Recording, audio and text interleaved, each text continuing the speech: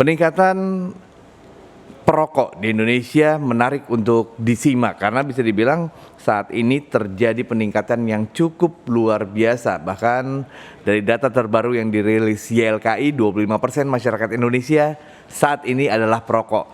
Nah, seperti apa kita membandingkan apa yang terjadi di Indonesia dengan pemerintah Australia meredam peningkatan jumlah perokok yang akan saya diskusikan langsung bersama jurnalis senior Nuim Hayat langsung dari Melbourne, Australia yang sudah terhubung melalui line telepon di MG Radio. Assalamualaikum warahmatullahi wabarakatuh. Selamat pagi waktu Indonesia, selamat siang waktu Melbourne, Bang Nuim.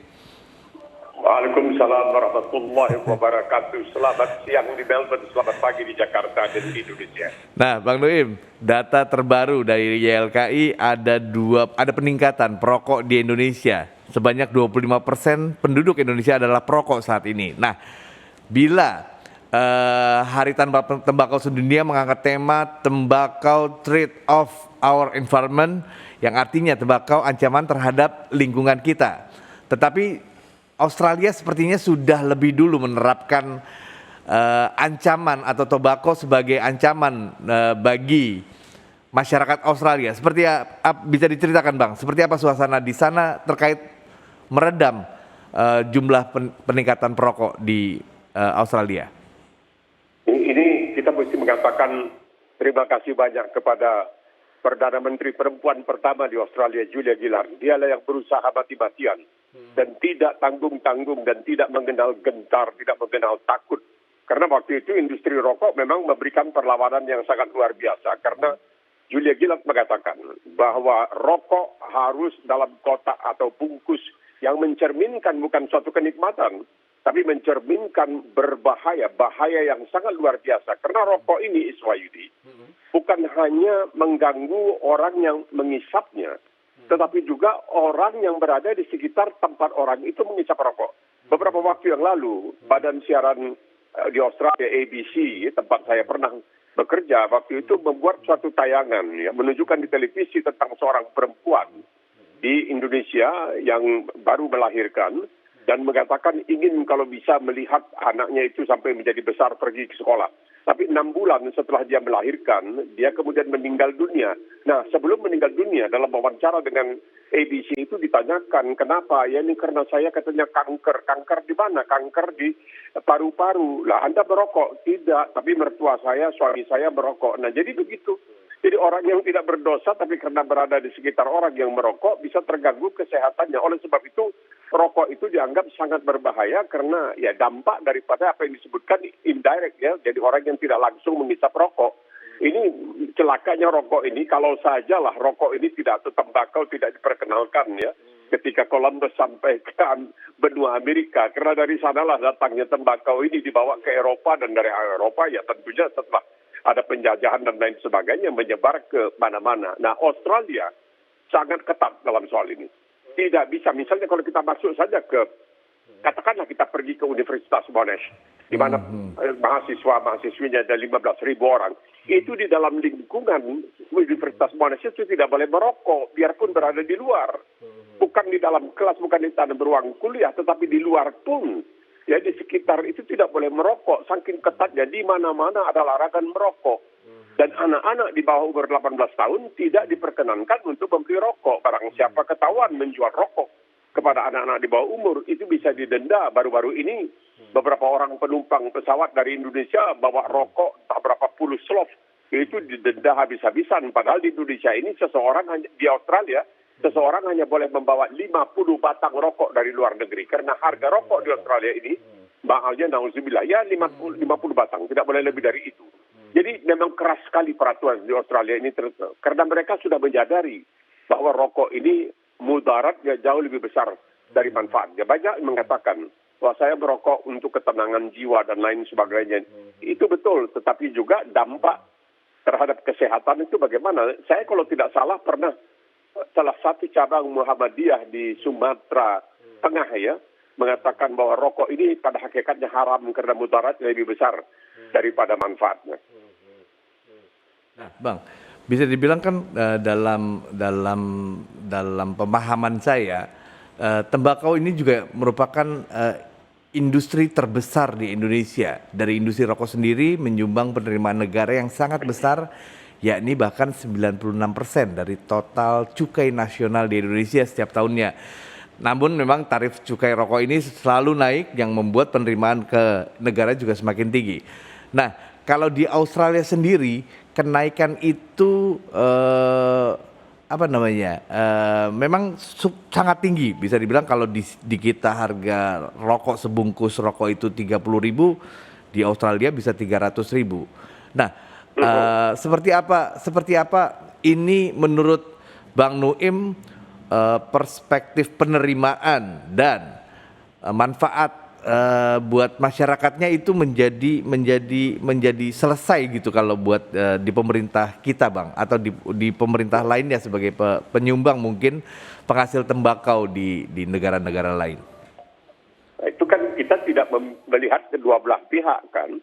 Kita hanya melihat penerimaan dari cukai.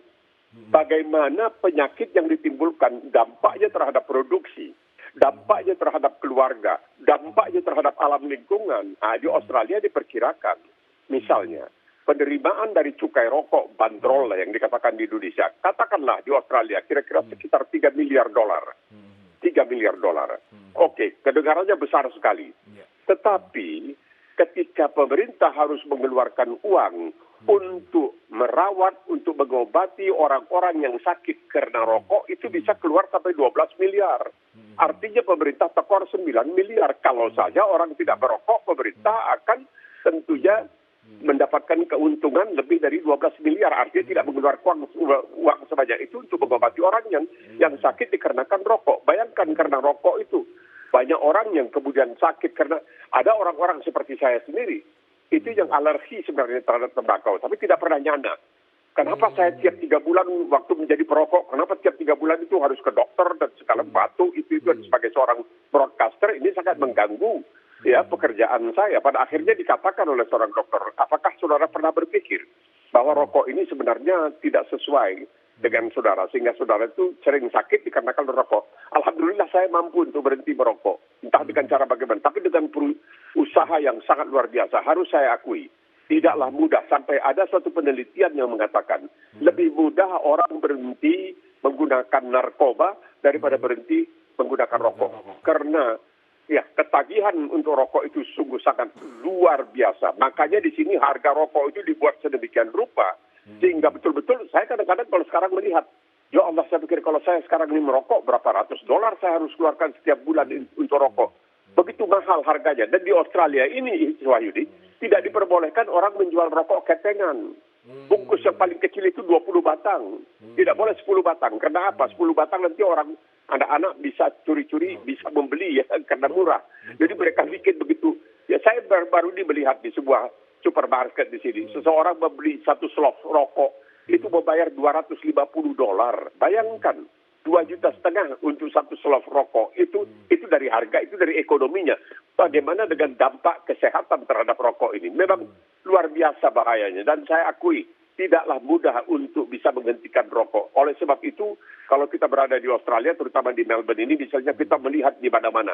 Quit, Q-U-I-T, artinya tinggalkan, keluar, jangan lagi jadi perokok. Dan banyak di sini, boleh dikatakan instansi-instansi atau lembaga-lembaga yang bersedia untuk menawarkan bantuan bagaimana caranya sampai seseorang itu bisa berhenti merokok. Dan tidak gampang, tidak mudah. Saya mengetahui dan saya berhenti merokok hanya secara kebetulan. Nanti bisa saya ceritakan bagaimana caranya bisa terus berhenti merokok. Tetapi setelah tahun 79 berhenti merokok, sampai sekarang ini masih saja kadang-kadang, apalagi bulan puasa, kalau habis buka puasa, habis sahur, itu kepinginnya bukan main merokok. Masih ada, pada sudah tahun 79. Bukan itu saja, Swayudi. Ketika saya pernah terpaksa dipasang stent, ya, jadi di jantung itu dipasang stent karena saya barangkali mewarisi ini dari ibunda saya, ya, almarhumah yang di situ dikatakan, padahal ini terjadi kira-kira 8-9 tahun yang lalu. Di dalam catatan ahli jantung kardiologis itu dikatakan pasien ini, maksudnya saya, pernah menjadi perokok. Lah saya katakan kan sudah sejak tahun 79 saya berhenti merokok, tidak peduli. Begitu saudara sekali menjadi perokok, kapanpun saudara berhenti, ini akan ada dalam daftar, dalam riwayat kesehatan saudara. Tapi begitu. Dan ketika saya menjadi perokok dahulu, saya pernah menanyakan kepada dokter, kenapa saya latihan polo air sama seperti orang lain, tapi tidak bisa sefit, ya, tidak bisa sebagus mereka dalam soal pernapasan. Lalu dikatakan, mungkin kamu hanya bisa 80%, itu pun sudah top. Kamu tidak akan bisa fit 100%.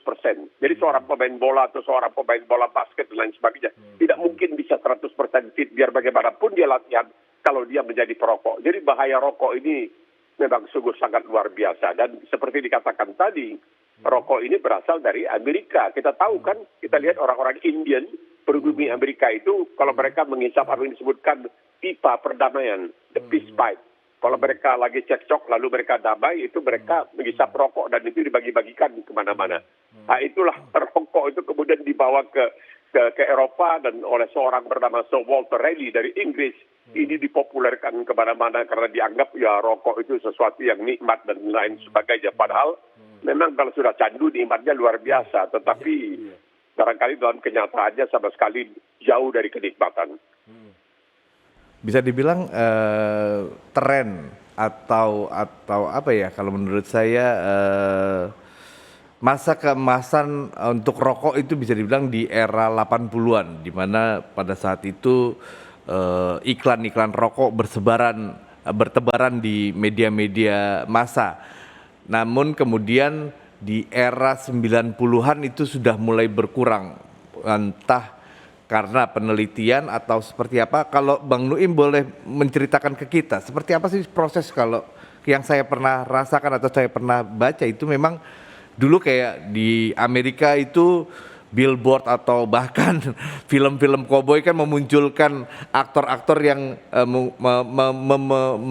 menggunakan rokok sebagai simbol maskulin, bisa dibilang seperti itu, yang kemudian akhirnya sudah mulai dikurangi. Nah, seperti apa Bang Nuim melihat proses pengurangan itu?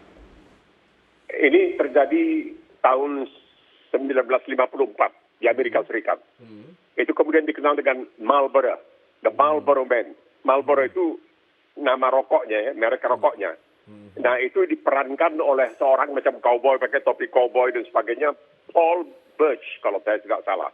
Itu berlangsung sampai tahun 1999. Ceritanya begini, pada waktu itu merek Marlboro keluar dengan pakai saringan yang disebutkan ya, yang kuning itu pakai saringan itu pakai filter. Nah, itu dianggap di Amerika sebagai banci. Hanya orang-orang banci yang isap rokok pakai filter. Jadi waktu itu orang merokok misalnya rokok-rokok seperti Philip Morris yang sangat keras karena tidak ada filter. Nah, Marlboro melihat ini, wah celaka ini kalau kita dianggap banci, banyak laki-laki nanti tidak mau mengisap rokok ini.